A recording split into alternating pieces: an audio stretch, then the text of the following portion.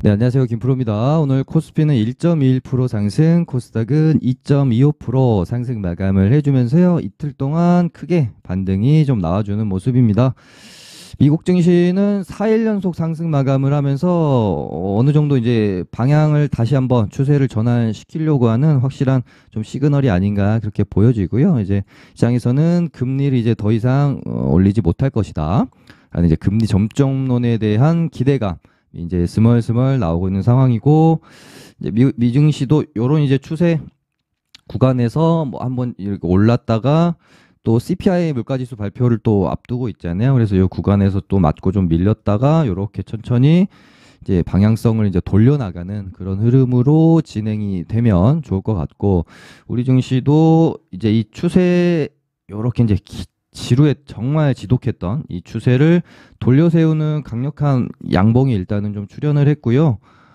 미국 증시는 21선도 넘어서서 안착을 해 있는 상황인데 우리 증시는 좀 많이 빠졌기 때문에 아직 21선을 돌파하려면 한참 시간이 또 필요할 것 같습니다. 이렇게 이제 내려오면 요 구간 안에서 왔다 갔다 하면서 진통 구간을 좀 겪을 것으로 보여지고 있고요. 여기서 이제 진통 구간을 좀 벗겨내고 21선 뭐 이렇게 돌파 안착하고 이렇게 이제 흐름이 이어지면 그때 시장이 다시 한번 활기를 좀 찾을 수 있지 않겠느냐. 지금은 많이 하락한 것에 대한 그냥 뭐 리바운딩이 나오고 있는 정도의 장이라서 사실은 크게 먹을 구간은 없습니다. 그러니까 장이 방향성을 이제 유지를 이렇게 이제 하고 있을 때는 뭔가 이렇게 만들어진 종목들이 많이 나와요. 그래서 그 만들어진 종목들의 흐름 안에서 우리가 어떤 수익 구간을 찾아갈 수가 있는데 지금은 이제 여기서 지수가 여기까지 빠지는 동안에 거의 대부분의 종목들이 추세를 깨고 좀 이제 망가져 있는 상황이기 때문에 여기서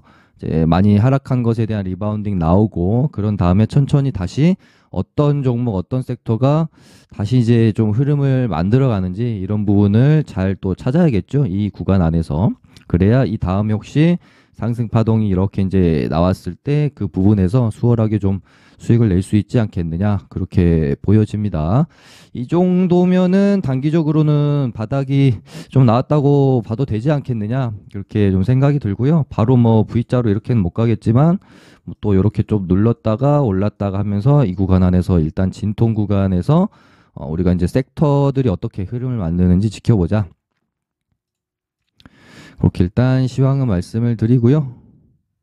네, 그럼 일단 전쟁 테마주들 한번 먼저 보겠습니다. 일단 뭐 이제 대장 역할을 지금 하고 있는 건 유가 관련주들인데요. 얘네들도 재밌네요. 어제 같은 경우는 유가가 또 내렸고 이스라엘 팔레스타인 전쟁 양상도 뭔가 이렇게 확전으로 진행되고 있는 상황은 아닌데 그럼에도 불구하고 일단은 돈이 들어왔기 때문에 시세를 계속해서 유지를 좀 하고 있는 모습이고요. 오늘까지 좀 한번 쳤는데요.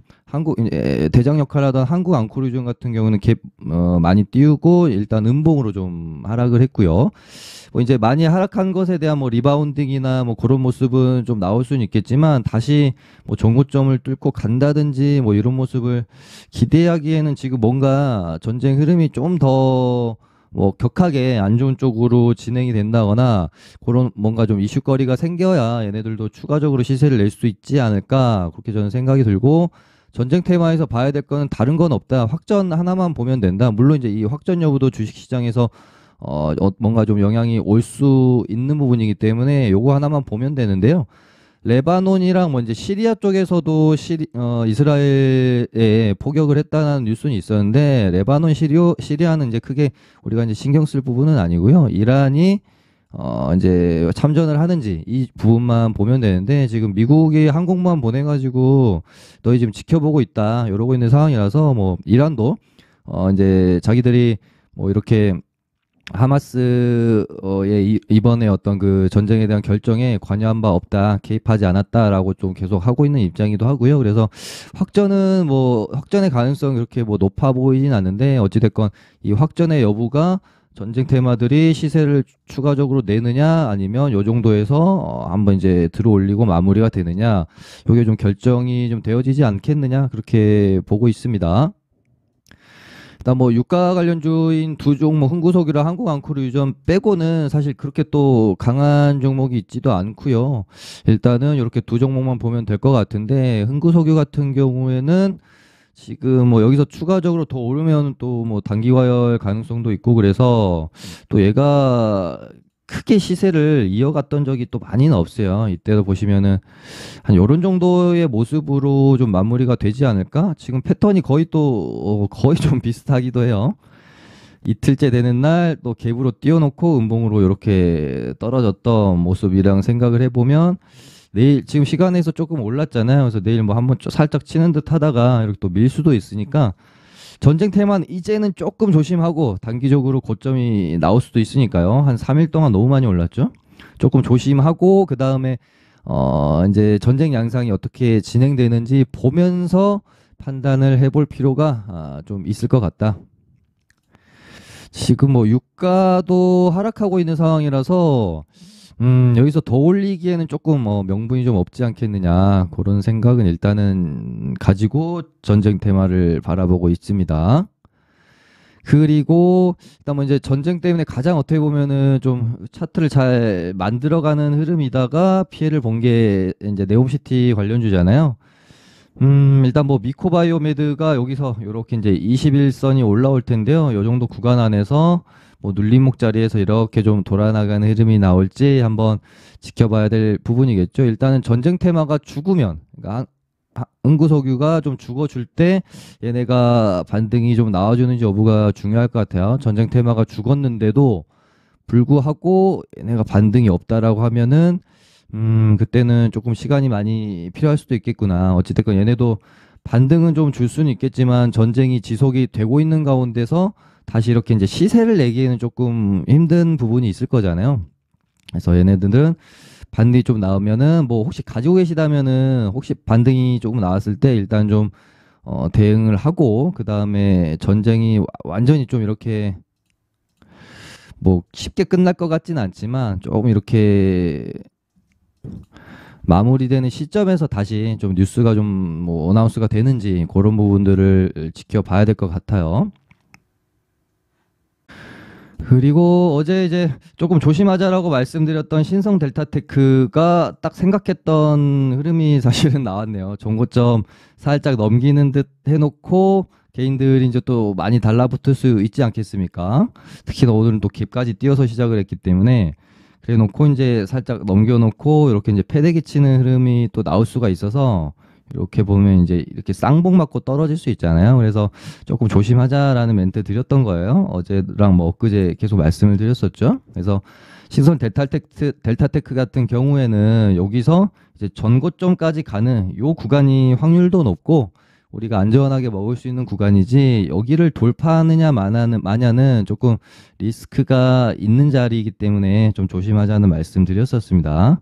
일단 이렇게 보면 어찌됐건 쌍봉 맞고 떨어진 흐름이 나왔기 때문에 얘를 뭐 앞으로 더 봐야 될지에 대해서는 고민이 좀 듭니다. 일단은 그러니까 여기서 여기까지 올라올 때도 사실은 딱히 명확한 그러니까 시장 참여자들이 명확히 알 수 있는 재료를 내보내면서 오르는 게 아니거든요. 초전도체 관련 뉴스도 딱히 뭐 있지가 않았고 새로운 부분이 나타나온 건 없었고 신성 ST가 이제 19일 날 상장인데 이거 갖고 뭐 이런 어떤 이제 기대감도 어찌됐건 시장에는 있을 거니까 이런 부분을 좀 이용해서 한 번 더 올리는 거라고 저는 생각을 좀 했거든요. 근데 이렇게 오늘 이제 빼버렸다고 하면은 이제 어쨌든 신성 ST 가지고 추가적으로 흐름을 만들어 가려고 해도 19일 상장이면은 뭐 내일 그리고 다음 주 뭐 월화수 한 4일 정도밖에 시간이 없어요.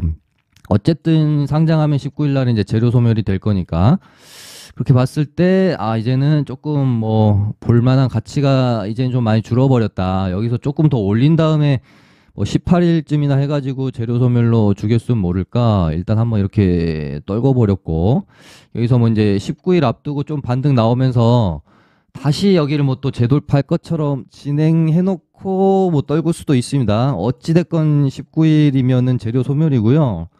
초전도체 관련해서는 기대할 수 있는 뉴스가 지금 전혀 없는 상황이기 때문에 신성 델타테크는 이제는 조금 매력이 떨어지는 종목이 된 게 아닌가 그렇게 보여집니다. 얘를 진짜 우리가 다시 봐야 된다라고 할 때는 초전도체 관련해가지고 정말 뭔가 다시 이 테마를 들썩이게끔 할 수 있는 그런 정도의 새로운 뉴스가 나오면서 얘가 뭐 다시 뭐 이런 전고점을 돌파하는 흐름으로 가야 좀 볼 수 있지 않겠느냐 그렇게 봅니다. 그래서 잘 따라오던 뭐 서남이랑 뭐 파워로직스도 일단은 음봉이 좀 나온 상황이라서 요 초전도체는 일단 당분간은 좀 지켜보자. 그리고 양자 쪽도 보시면 우리로가 대장인데요. 여기 이제 전고점 가까이 살짝 이렇게 붙여놨잖아요. 오늘 보시면 2,750원 딱 여기 이제 살짝 터치하고 얘가 이제 경고 종목 지정 예고가 떠가지고요. 시간에서는 일단 조금 이제 밀려 있는 상황입니다. 그래서 요렇게 얘도 요렇게 이제 전고점, 그러니까 장이 좋을 때와 장이 안 좋을 때 가장 우리가 좀 눈여겨서 봐야 될 게 이 전고점이라는 곳이거든요. 장이 좋을 때는 의미는 어떤 뭐 전고점에 왔을 때 돌파하는 종목들이 많다라고 하면, 장이 안 좋을 때는 전고점을 이용해서 맞고 죽는 종목들이 더 많습니다. 그래서 지금같이 장이 안 좋을 때는 막 여기 이제 돌파하겠다라고 해서 무턱대고 들이대기보다는, 거기다가 얘가 지금 바닥에서 급하게 올라왔잖아요.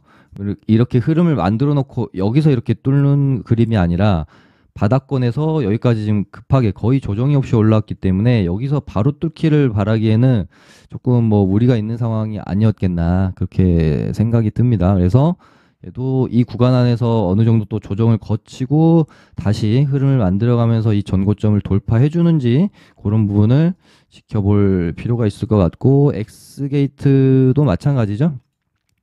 얘는 근데 조금 흐름을 지켜볼 필요가 있다라는 생각도 드는 게, 얘도 뭐 이제 끼도 좋지만 어찌됐건 이렇게 지금 움직임이 나오고 있는데요.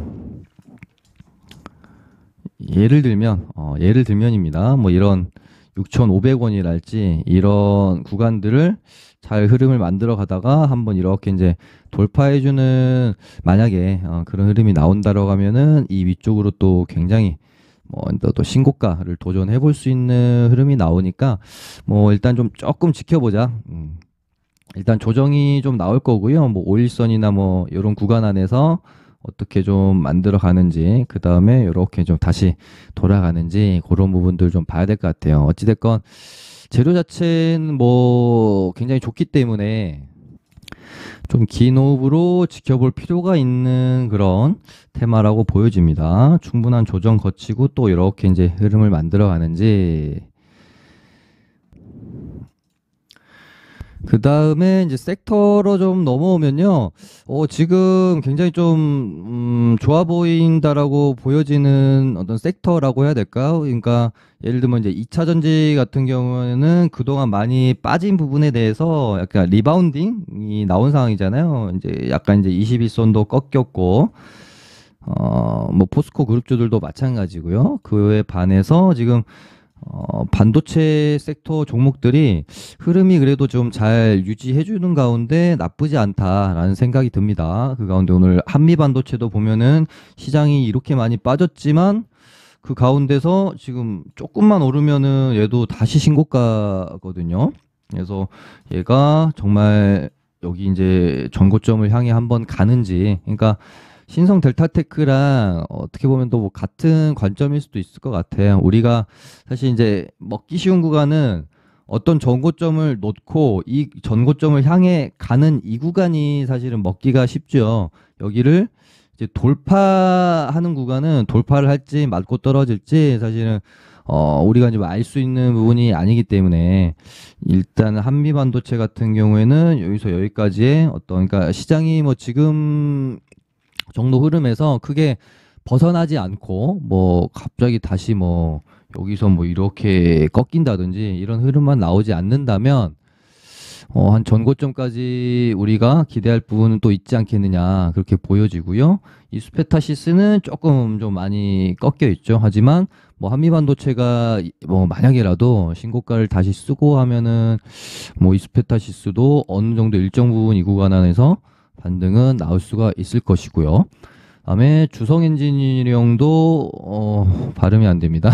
주성 엔지니어링도 이 종목도 뭐 제가 요 구간 안에선가 여기 이제 뚫으면 신고가라서 참 좋게 보고 있는 종목이다라고 말씀드리고 뭐 거의 이제 이렇게 슈팅이 나왔고요.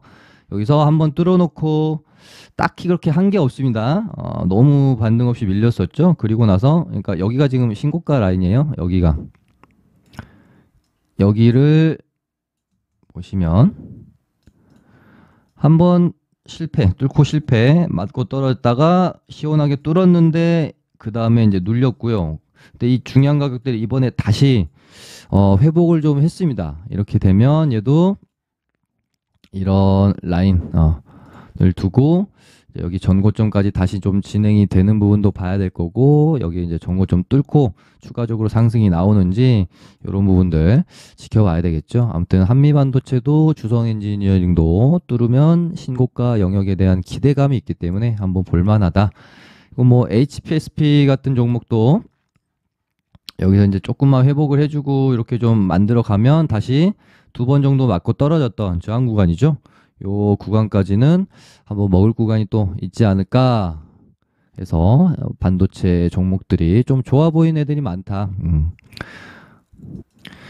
반도체를 제외한 나머지 애들은요, 좀 너무 좀 하락폭이 큰 상황에서 거의 지금 차트가 다 비슷합니다. 쭉 지금 이제 시장 하락하는 동안에 많이 내린 구간 안에서 약간 이제 리바운딩이 나오고 있는 상황이기 때문에 얘가 기술적 반등이 나왔다가 뭐 다시 이렇게 흐름을 만들어 갈지, 기술적 반등 나왔다가 그냥 죽을지 알 수가 없어요. 이런 구간들은 이제 뭐라고 표현해야 될까요? 트레이딩의 구간, 그냥 과대 낙폭을 이용한 아직까지는 이제 트레이딩의 구간이지 뭔가 이 종목이 차트를 만들어가고 있다, 흐름을 만들어가고 있다, 이렇게 보기에는 좀 무리가 있어서 이런 종목들은 조금 더 흐름을 예를 들면은 똑같죠. 이 추세를 돌파해내고 눌렸다가 다시 이렇게 만들어가는 이런 모습이 확인이 되어야 접근이 가능하지 않겠느냐, 그렇게 보여져요. 뭐 이런 애들도 마찬가지고요. 인벤티지 랩도 여기서 이제 좀 눌렀다가 다시 오르면서 이런 21선을 돌파 안착해주는 그런 모습. 그런 다음에 요 정도 만약에 주가가 올라온다면 뭐 한 번만 쳐주면은 여기 이런 어떤 매물대 돌파하고 또 다시 신고가 영역으로 갈 수 있잖아요. 그래서 그런 흐름, 그러니까 뭔가 좀 만들어진 모습이 확인이 돼야 된다. 2차전지랑 뭐 포스코 애들도 다 마찬가지입니다.